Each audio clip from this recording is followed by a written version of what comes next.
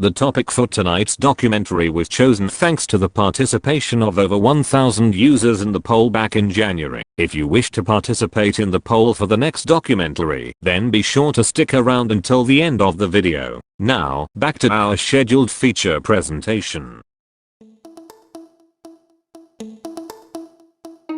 Plants vs. Zombies, a franchise that currently at the time of writing is more than 14 years old and home to millions of fans across the globe. Who would have thought that such a simple tower defense game would generate a fan base that has went on to create many sub-communities, Discord servers, and fulfill the livelihoods of several content creators who are now fairly well known, all because of this simple tower defense title. This game would set the stage for its predecessors, from its sequels to its spin-offs, to even the many fan projects that are in development as we speak. It's safe to say, the Plants vs. Zombies franchise has made many leaps and bounds since its release back in 2009. However, even this simplistic tower defense game still holds some secrets from the general public. Secrets that have been kept under the rug for over a decade, from unused animations, music, to entire game modes, to even early prototypes accessed from long ago. Tonight, we shall be digging deep into the files of the game that started it all, the game that brought all of these people together, and the game that spawned its many sequels and spin-offs for years to come. Let's now dive straight into the world of unused content from the original Plants vs. Zombies.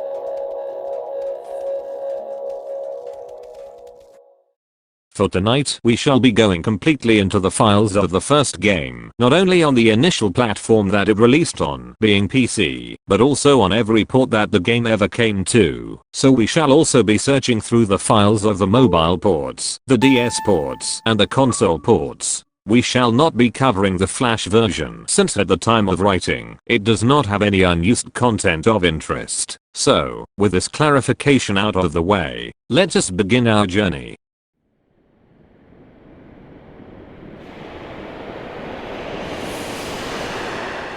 Starting with the PC version, as it was the first version of the game to ever be released way back in May of 2009. We shall uncover the various unused graphics within the game files. Many unused graphics here are of different parts of existing plants, but there are some pieces depicting interesting designs, as well as animations that are never used. Going with graphics first, we have what looks to be a third variant that was supposed to appear in Vase Breaker, being of a zombie-like vase. This vase was supposedly what gargantuas were supposed to hide in within the level, likely as an indicator to the player of what kind of zombie would be coming out of that exact vase. Whilst it goes unused in the base game, this concept would later be utilized in its sequel, with the vase being recolored to purple, and its design changed to more closely resemble a gargantua. Speaking of which, whilst not unused, the gargantua's texture also hides something that is normally never visible during gameplay. If we are to remove all of Gargantua's assets, excluding his body, we can see what looks to be a part of the graphic that depicts the Gargantua's head coming off his body, similar to most other zombies within the first game.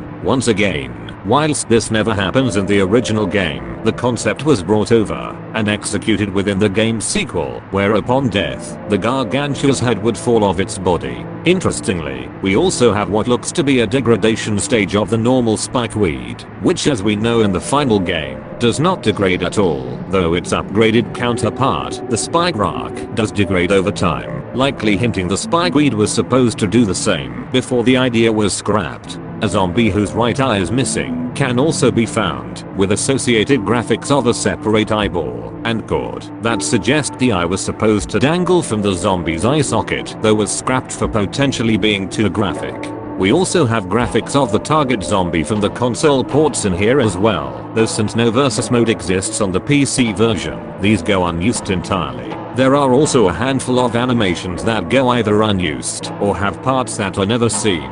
Squash, for example, has a pair of animations where he goes from looking at an enemy to back to his default position, likely suggesting if the zombie he targeted was killed before he could squash it, then he'd go back to his idle position. Interestingly, an idle animation of Magnet's room exists where he does his usual animation, but in a sleeping state. This is strange, as the animation he has for whilst he is sleeping just involves him bobbing up and down. as opposed to using the exact same flow as his animation whilst awake. Zombies also have a small handful of animations that never end up being used, such as balloon zombie swinging in from the side, snorkel zombie spitting out its snorkel in the zombie aquarium minigame, which never happens in game, and the dancing zombie going from its pointing pose back to its idle pose, which one also exists for its former design, which we will come back to in just a moment. The catapult zombie's animations also reveal that he does in fact have legs, despite them never being seen within the actual game. Said animation also reveals that when firing his weapon, he becomes briefly detached from his legs, which the developers never fixed, likely due to them being obstructed by the vehicle he is in. Now, onto the dancing zombie, which I hinted at earlier, in having a different design before his modern appearance, which looks like this, and has a rather unfortunate story behind it. This older design was a clear reference to the American singer, Michael Jackson, with his animations being a direct reference to Thriller from 1983. This little Easter egg, whilst initially meant just for fun in its initial inclusion, became controversial, as just under 2 months after the game's release, Michael Jackson would pass away, and as a result, the inclusion of a Michael Jackson-like zombie didn't exactly look the best on the game's image. This would eventually lead to Michael Jackson's estate in filing a cease and desist against PopCap 1 year later, where in an article published about it on Game Informer, they state as quote, "The estate of Michael Jackson objected to our use of the dancing zombie in Plants vs. Zombies based on its view that the zombie too closely resembled Michael Jackson. After receiving this objection, PopCap made a business decision to retire the original dancing zombie and replace it with a different dancing zombie character for future builds of Plants vs. Zombies on all platforms." Whilst it was obviously never PopCap's intention to disrespect Michael Jackson, it was clear why the change had to be made, and in response, we now have the dancing zombie that we all know today. Lastly, we also have two seed packet graphics that indicate that at one point in development, both the Pogo Zombie and the Zomboni were planned to be playable within the iZombie game mode. Though by hacking and modifying the files, both of these zombies can be placed within the game, with a few bugs suggesting they weren't quite finished. The Pogo Zombie skips the brain at the end entirely, and the Zomboni's graphics are abruptly cut off at the front end of the vehicle, though outside of these bugs, they seem to function just fine within the minigame, likely suggesting they were scrapped towards the end of development.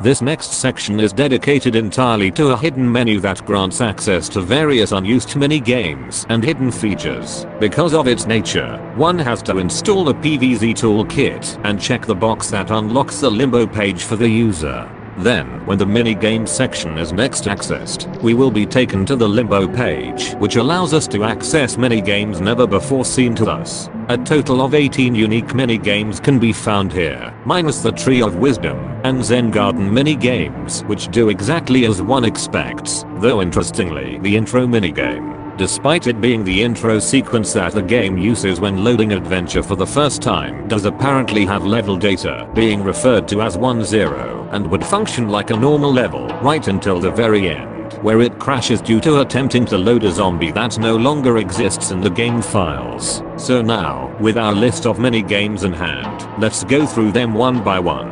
Starting things off, in the bottom right corner, we have Upsell. This technically doesn't classify as a mini-game, since it actually is just the scene from the game's demo where Crazy Dave prompts the player to purchase the full game. Why this was kept in the final game isn't exactly clear, though it could be a leftover from the demo that they simply forgot to remove after sticking it into the Limbo page. On the same row, we also have several survival endless modes that function exactly the same as the one that made it into the final game, except they take place on the day, night, fog, and roof levels respectively. What's strange is that each of these versions are fully operational and work just fine outside of missing a unique minigame icon, so it was likely these were scrapped towards the very end of development in favor of only having a single form of survival endless. Next are several mini-games that are just harder versions of existing levels. These include Dark Stormy Night, being a much harder version of level 410, Grave Danger being a harder night level with significantly more graves than usual, and Bungee Blitz being a harder version of level 55. Interestingly, this is the only minigame on the entire page to have its own icon, suggesting that this minigame may have been one of the few to have been scrapped late into the game's development. Next are 2 mini-games based on the Starfruit Art Challenge minigame, except this time, the player is tasked with creating either a walnut or a sunflower. The Sunflower Art Challenge would have required the player to use walnuts, star fruits, and umbrella leaves to create the sunflower outline, which interestingly would have made this one the only art challenge minigame out of the 3 to not use the respective character to make their outline. The walnut one is much simpler in following a similar structure to the Starfruit Challenge in using walnuts to make the outline of a giant walnut, though what's interesting is that these 2 tiles right here cannot be planted on at all. Hell, not even walnuts can be planted here. This is actually because in one of the beta prototypes for the game, originally, eyes would have been rendered on these exact tiles for some reason.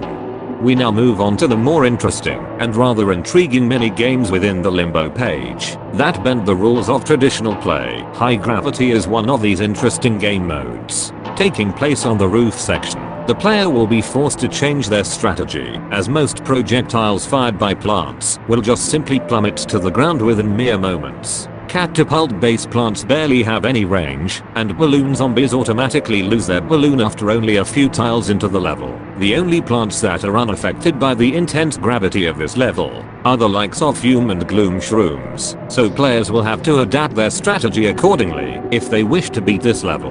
Can you dig it? Not to be confused with the iZombie level by the same name, as a daytime conveyor belt level with a lawn full of walnuts and pea shooters are the only offensive plant granted. In this minigame, the player would have been challenged to find a balance in removing enough walnuts to have a solid defense, but not too many, as to not allow the zombies to overwhelm you. This rather interesting challenge, whilst admittedly rather basic, would have been nice to see due to its unique nature and challenge that it presents to the player. Air Raid is another one of these mini games, though instead of changing traditional rules, it follows a structure similar to Pogo Party in primarily having one type of zombie, which in this case would be the balloon zombie. Whilst admittedly interesting at first, this mini game sadly becomes pathetically easy when the player is able to put down one cattail that can pretty much handle all of the balloon zombies for the player. Next is Sunny Day, where it's a normal daytime level, except the sun that falls from the sky is twice in size and is worth 50 sun instead of only 25. This is one of the more simpler mini games where it's just a subtle change that doesn't affect much, though this cannot be said for our final 4 mini games left to cover in this page.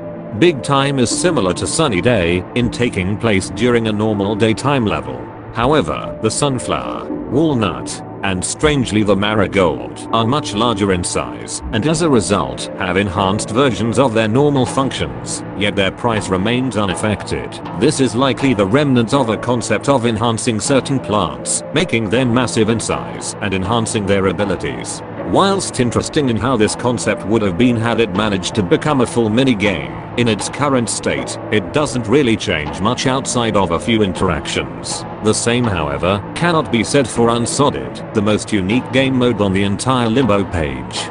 This mini-game also takes place during the daytime, but the player will immediately notice that the top and bottom rows are completely bare of grass and cannot be planted on. To make matters worse, unlike the beginning of the game, where zombies only walk on rows that have grass on them, that rule does not apply here, so the player will have to improvise and find ways to deal damage onto those lanes that they cannot plant on at all. This mini game is such an interesting and unique concept in not only forcing the player to test out entirely new strategies, but in changing how they normally play the game thanks to the level's interesting spin. Whilst the level doesn't properly load the lawn's graphics properly, outside of this, the minigame seems to function just fine. And then we have the infamous and mysterious ice level, a minigame that acts rather strangely. It takes place during the daytime, yet no sun falls from the sky, and no music ever plays at all, and plants are pre-selected, with no sunflowers. The only thing the player is really able to do is plant a walnut, and that's it.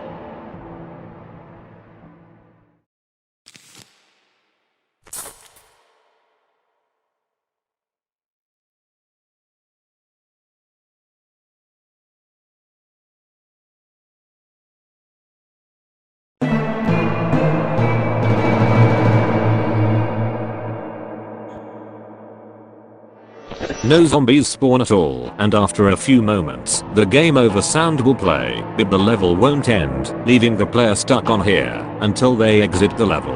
This level was originally meant to be a joke on the beta testers as an April Fool's prank in teasing a supposed new world that never ended up becoming a thing in the final game, according to a tweet made by George Fan. A single screenshot of this level in its proper form does exist, which showcases the level consisting of a stock image with several zombies in the middle completely frozen. Whilst this was left in the game, next to all of its data ended up being removed in the process, hence why it no longer works properly at all in its current state. Some have speculated this level to be the reason why the Yeti zombie now exists, though I cannot say for certain if this claim is true or not without any proper evidence. There is one last mini-game on the Limbo page known as Squirrel, though it cannot be accessed under normal circumstances due to its button to access the mini-game being overwritten by the intro level button, so a cheat engine will be required in order to access it. Squirrel is similar to Can You Dig It, where the entire lawn is filled with walnuts. However, no offense plants are given, and instead, the player is tasked with finding 7 squirrels amongst the walnuts by digging them up. One of the walnuts contains a zombie, so if the player digs them up, they'll have to act quickly before the zombie reaches the house, as no lawn mowers exist in this minigame. The graphics for the squirrels themselves do not appear, as they were removed in the final build of the game.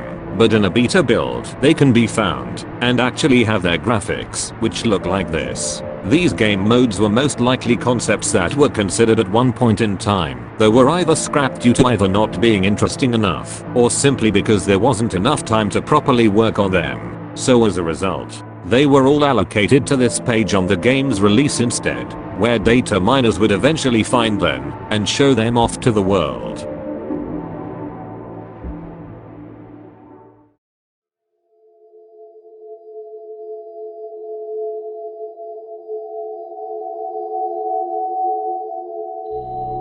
Up next, we have various miscellaneous objects and assets that don't qualify in the previous 2 categories, and we're placed here instead. Later on, we will also be uncovering the story on how the community now has access to 2 prototypes that were never meant to be public. Starting with the miscellaneous objects first, there are quite a few assets within the files that go across all kinds of file types or hidden code. There are several unused lines of code and text within the files, one of which has data related to several unused zombie almanac entries within the game, these being Dog Walker Zombie, Dog Zombie, and the Propeller Zombie. These were likely variants of zombies that were supposed to be a part of the game officially, though they were scrapped for one reason or another. Keep the names of them in mind, we'll be visiting them later. A string of text can also be found that suggests the shovel mechanic was originally going to have a cooldown at some point during the game's development, though this was likely scrapped due to it potentially making the game too difficult. Level data does actually exist for a 6th world, though only for 6-1, which is sadly the same as 5-9, both in terms of gameplay and visuals, since the theme it attempts to load does not exist. Attempting to load in levels beyond 6-1 will just load them with the exact same information as 6-1 due to it reading garbage data from the game's code, though interestingly, the background used for the game's final stage, 5-10, is labeled as background 6boss.png. This is rather interesting, as the file used for all of the other roof levels is labeled background 5.png. Whilst this could just be a simple error in naming conventions, it does have the possibility that nighttime roof levels were originally going to be the 6th world of the game before it ended up being scrapped entirely. There is also unused code related to something known as sexycache.exe. No, I'm being serious. This is an actual thing. This thing only shows up in specific versions of the game if the player modifies it with a set address to cause it to load with the following text prompt. Clicking yes will attempt to load Sexy Cache, which is ironically the engine PopCap used to make the game in the first place, likely named back when PopCap used to be named Sexy Action Cool. It's probably best if we leave it at that. That being said, clicking yes doesn't do anything, so it's not exactly clear as to what this Sexy Cache executable would have done. Likewise, clicking no will just load the game like normal without incident, although one must wonder why such a thing known as sexy cache is in a game like PVZ of all things. Extra code exists within the game's music section that depicts the track Watery Graves, having an unused variation of it towards the end of the track. The unused version uses most of the same sounds, but uses a different pattern that isn't recognized in the final version. From what I can understand, the songs in PVZ1 are made up of patterns layered on top of each other. The Watery Grave section in question uses patterns 99, 100, 101, and 103. The unused variant uses the same first 3 patterns listed, but instead, it uses pattern 102, as opposed to 103 as its last pattern. Here, take a listen.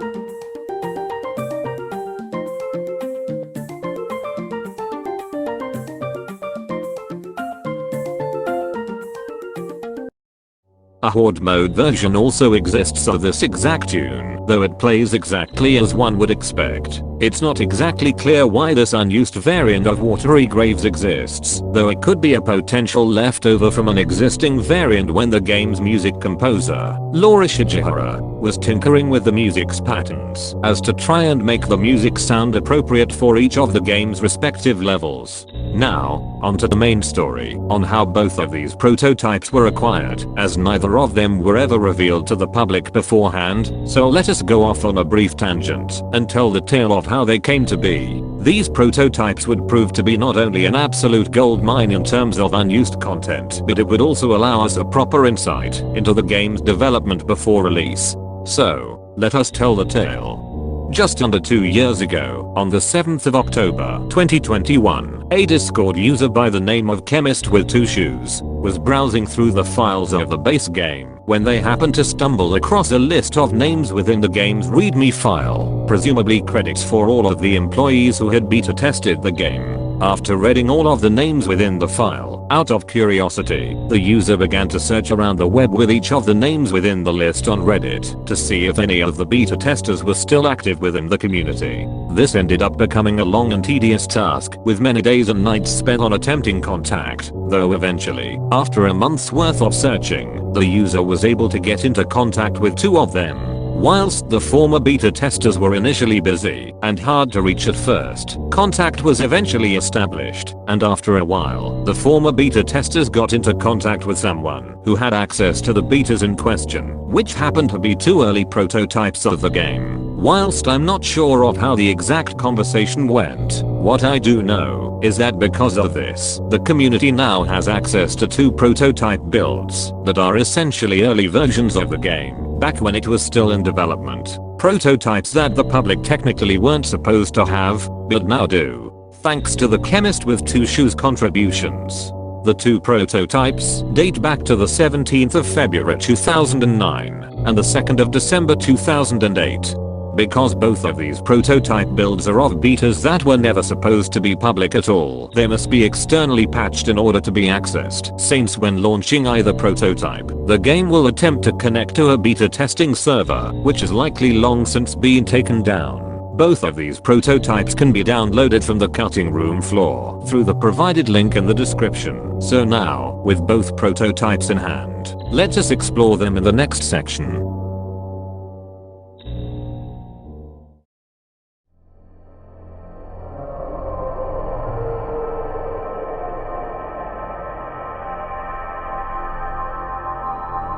The first of these prototypes dates back to the 2nd of December 2008 and is essentially the earliest form of documentation of the game's development that we can access. At this stage, the game wasn't even called Plants vs Zombies, but instead, Bloom and Doom, which interestingly is the name seen on the individual seed packets themselves. At this time, likely because the section had not been finished, clicking on the help icon simply just throws up a message stating that the zombies have eaten the help section and to check back later. At this stage of development, almost every aspect of the game was in an altered state and not final. This even applies to certain behaviors that plants and zombies have, to name just a few. Bungie zombies have half their normal amount of health. Zombies take damage from eating torch woods, which would later appear in the sequel. And pole vaulters dying instantly if they land on a spike weed or spike rock after using their jump. The almanac also shows several differences, though the main ones that draws my attention here is the spike rock.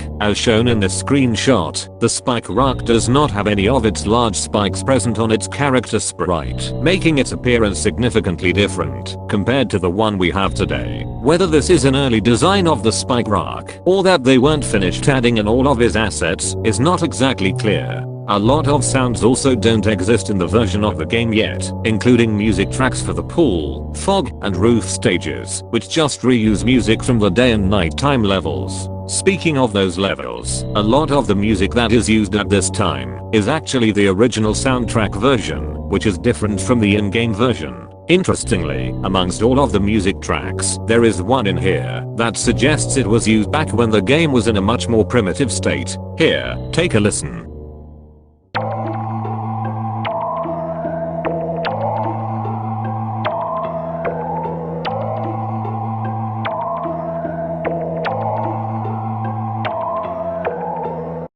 In terms of the individual levels themselves, outside of the daytime ones, most of the levels in game were also altered, from changes in which zombies spawning were, placeholder dialogue, missing graphics, as well as a handful of other changes. The biggest change, however, would be the partial existence of level 6-1, which now actually has a graphic associated with this world type, which will be shown on screen right now. Whilst admittedly crude in its design, it clearly depicts what looks to be the back of the player's house, except a 5x4 section of the lawn is raised in the top right corner. This raised section acts similarly to the slanted area of the roof, so straight shooting plants such as pea shooters won't be able to shoot at zombies on top of that area. Like previously mentioned, 6-1 is the only functioning level here, as all the future levels just refer to its data, though because there is no actual boss here, the player can keep on going forever, playing level after level, until they hit the integer limit. The mini-games themselves also have several changes, the most notable changes being that unused zombie types show up in Zombotany 1. We'll come back to these fellas later down the line. Both Vase Breaker and Slot Machine use entirely different sounds compared to their modern counterparts. Take a listen.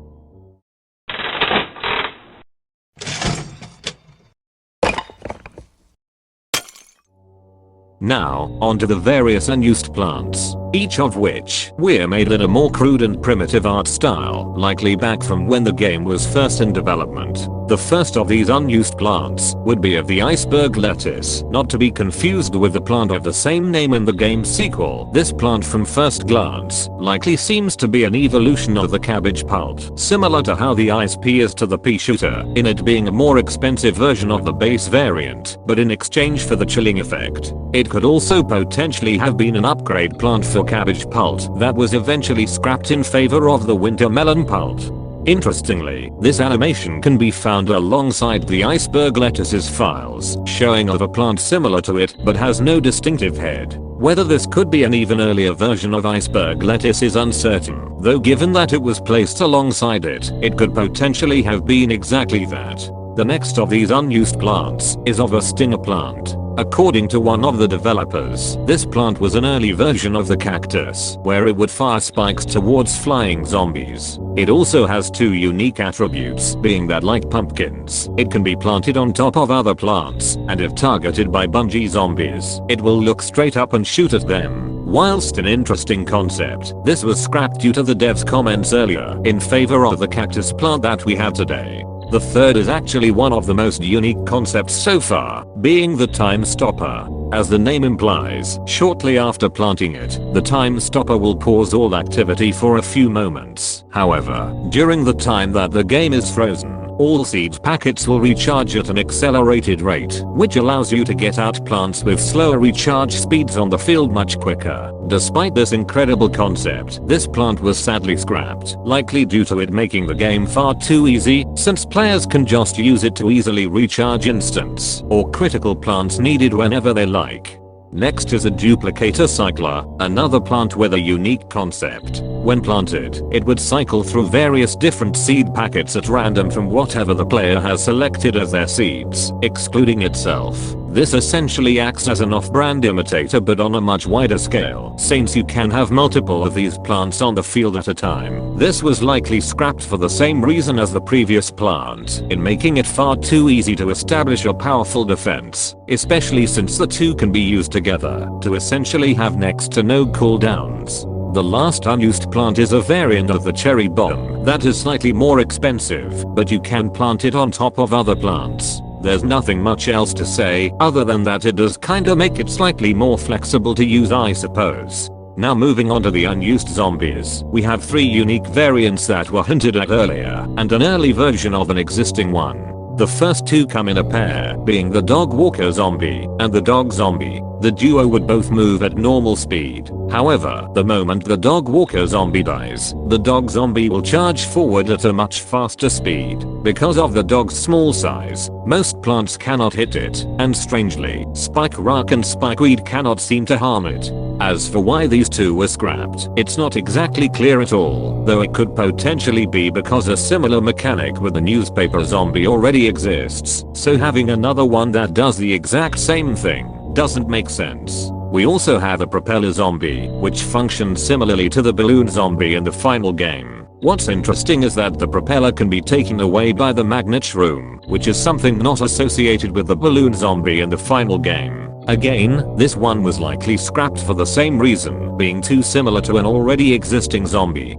Alongside these 3 unique zombies, there are graphics for an early version of the balloon zombie that can be found. It technically has animations attached to it, but each frame is the exact same image across all of them. What's interesting is that it depicts a normal zombie holding onto a balloon, rather than the smaller one that simply has a balloon tied to its waist. Now, onto the rabbit hole that is this prototype's unused graphics.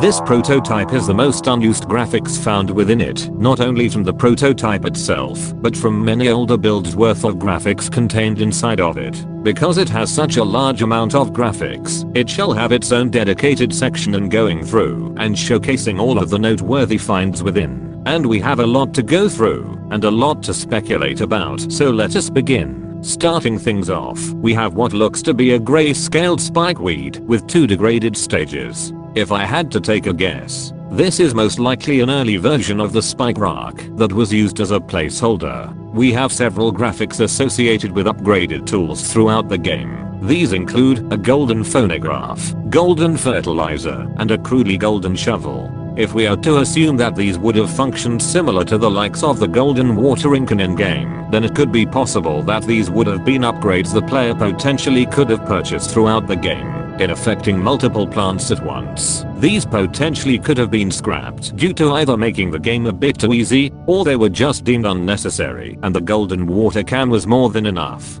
There is also this unused animation of a mushroom cloud explosion, possibly an earlier more animated version of the Doom Shroom's explosion for whenever he was planted. I honestly think this version of the explosion looks nicer than what we have in the final game, though I think it may have been scrapped due to it either covering too much of the screen or just conflicting too much with the game's art style.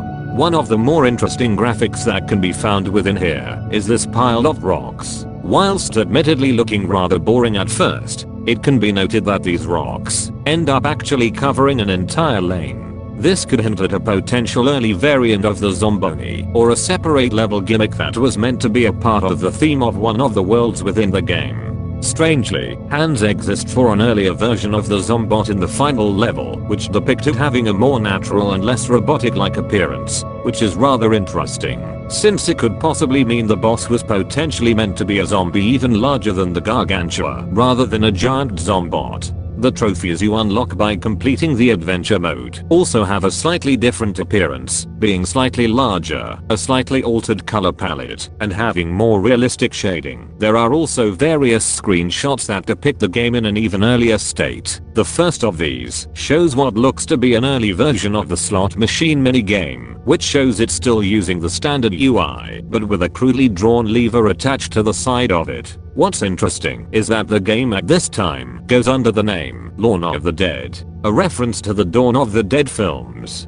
There is also an early version of the fog level, though the only thing worth of note here is that the water is noticeably shallower and the texture is slightly different. This is also where we start to find a whole horde of primitive items from when the game was in its early stages of development, so the graphics here on out will for the most part take a significant dive in quality. The first of these is of a massive sprite sheet depicting these crudely drawn assets that are thrown by various plants and zombies. One interesting observation that can be made is that alongside the basketballs launched by the catapult zombie, garbage bags and rocks can be seen alongside his projectiles, likely suggesting he was supposed to launch those as well. Another sprite sheet exists, this time featuring all of the assets for the zombies' older designs, which were then compiled by the cutting room floor to showcase how primitive their animations were. Outside of being crudely drawn, these designs have several key differences, mainly the lack of a shirt and tie, and them missing their right shoe. Additionally, zombie variants at this time would just use this as a base but with various objects associated with them. This can be seen with early versions of the miner zombie, the pole vaulting zombie, as well as the ones mentioned earlier back in the previous section.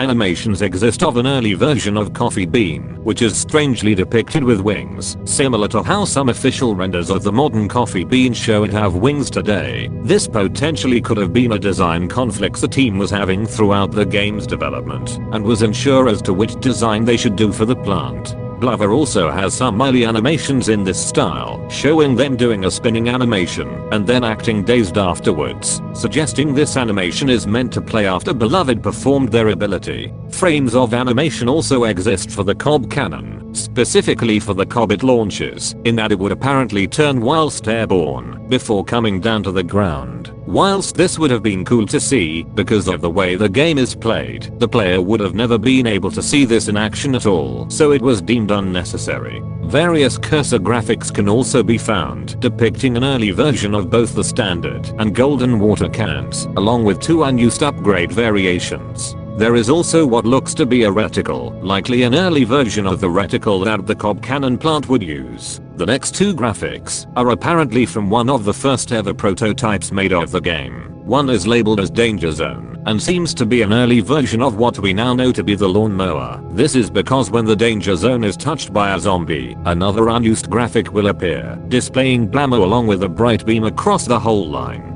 There is one graphic amongst all of these crude ones that does depict a rather interesting mechanic that never came to be, and that has to do with these seed packets graphics right there. These seed packets graphics seem to hint that at one point, each seed packet was split into separate parts, that the player had to find various parts of each seed packet throughout the game in order to properly unlock it, similar to one of PopCap's older games, Insane Aquarium. Speaking of which, several UI assets from that game can also be found within the files of this prototype as well, though these were most likely just used as placeholder graphics before the official ones could come in to take their place. The last set of crude assets of interest are what look to be an early version of the Choose Your Seeds graphic, which subsequently has an even earlier version which looks to be just a stock image, and a lot of leaf graphics, presumably for an unused environment, or for special effects during a level.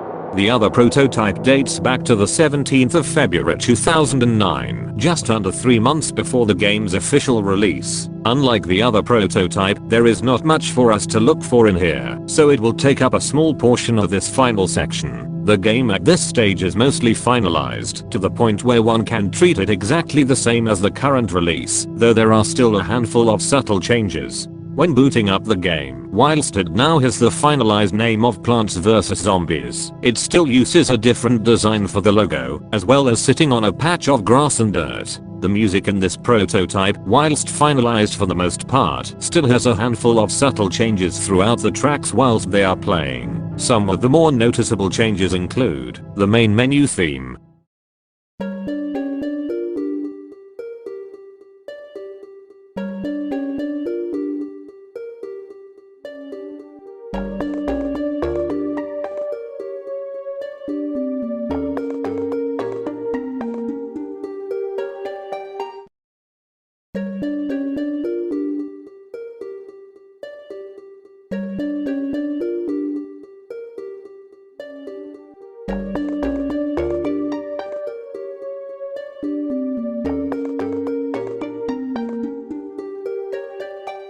and glaze the roof.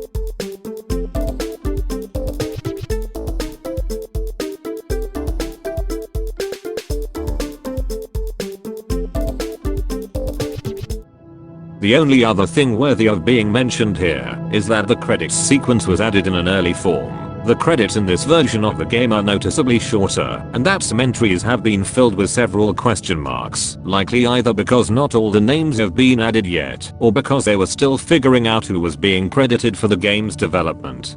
Outside of these prototypes, according to another article on the cutting room floor, a former developer at PopCap, after being contacted, provided some additional graphics, some of which are rather interesting from what was provided.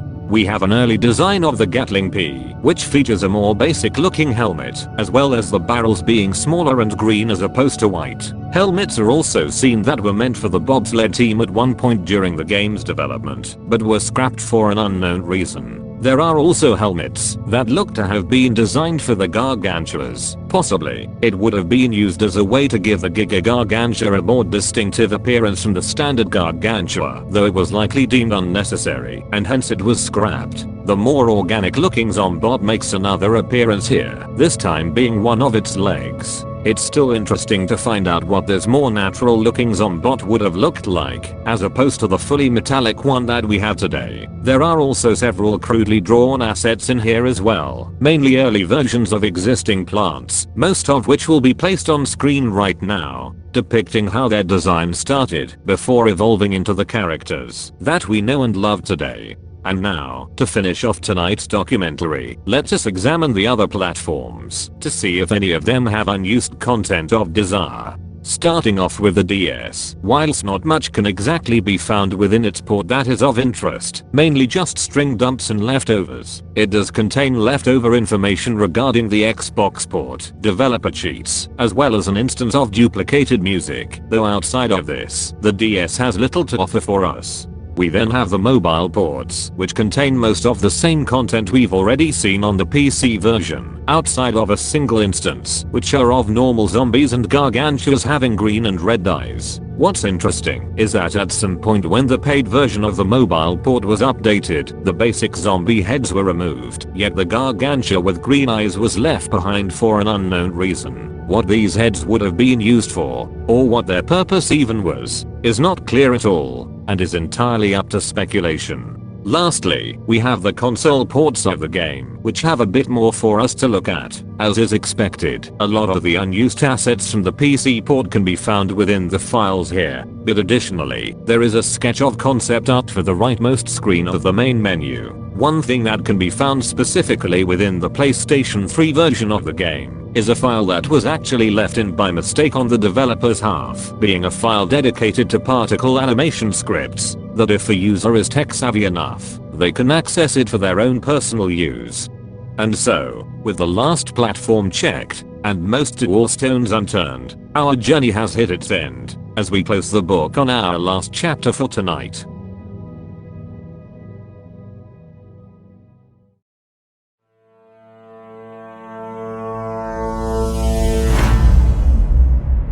Tonight has been quite the long journey, diving deep into the files of not only the game that started this franchise, but into its various ports, as well as 2 prototypes. From unused world types, to different plants and zombies, to entire game modes hidden away. This simple tower defense title has a lot more behind closed doors than one would have initially thought. Tonight's documentary has ended up becoming a lot larger than I initially anticipated, so a like and subscribe would be greatly appreciated. For the next documentary, the topics that are available to select from in the poll are: the deteriorating state of PC Garden Warfare 2, the history of the Gravedigger, or taking another look at the unused content in BFN. Be sure to head over to the community tab now, for the poll has been started and will be ending in a week's time. Before I end off this documentary for tonight, I would like to give a special thanks to Noodmaster Pro for providing us with music for this documentary. A link to their SoundCloud will be provided in the description and pinned comment. Thank you all for watching tonight's documentary,